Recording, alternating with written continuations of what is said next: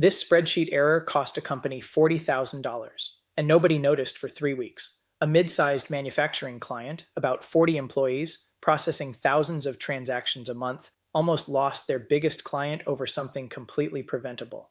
Not a bad hire, not bad sales, a broken process nobody thought was a process at all. So here's the question: how does a company with smart people, good intentions, and a working system still bleed money for 3 weeks before anyone catches it?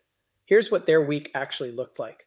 Every time a customer needed a financial report or a transaction summary, someone on the finance team manually pulled data from 3 different systems: copy, paste, reformat, email it as a PDF, repeat for every single client, every single week. One person was doing this almost full time, and because it was manual, it was inconsistent. Different formats, different formulas, sometimes a stale data pull because someone forgot to refresh the source. You'd think the fix is hire someone else to double check it. That's the obvious answer. But hiring more people doesn't fix a broken process. It just adds more people to the broken process. More hands touching the same manual, error-prone workflow means more chances for the exact mistake that already cost them $40,000. The actual error: a team member pulled last month's pricing table instead of the current one.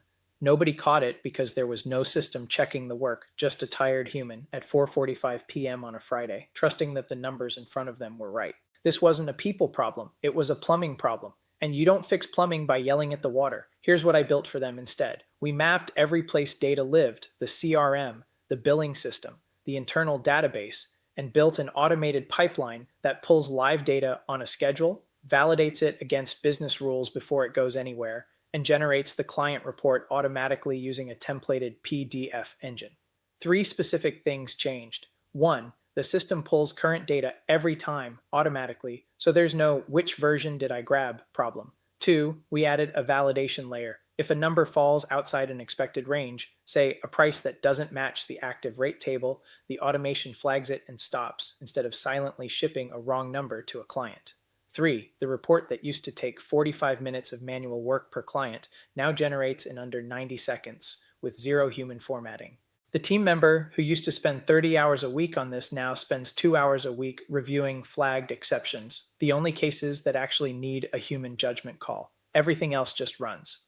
Within the first month, they caught 2 pricing errors before they ever reached a client. The same category of mistake that cost them $40,000 now caught automatically before it cost them anything. I've spent close to 30 years building and fixing systems like this as a CTO, as a founder, and now as the person companies call when something's quietly breaking and nobody can see it yet. And honestly, this pattern repeats almost everywhere. It's never really an AI problem. It's a process that was built for a 10-person company that's now running at 40-person volume, held together by one overworked employee and a spreadsheet. I like fixing this stuff because the win is so visible. One week the team is stressed and guessing. The next, they're not even thinking about it because it just works. This isn't a one-time trick. The same diagnostic, find where humans are manually bridging systems that should talk to each other, has uncovered 6-figure inefficiencies in sales recruiting pipelines, customer support routing, and financial reporting across completely different industries.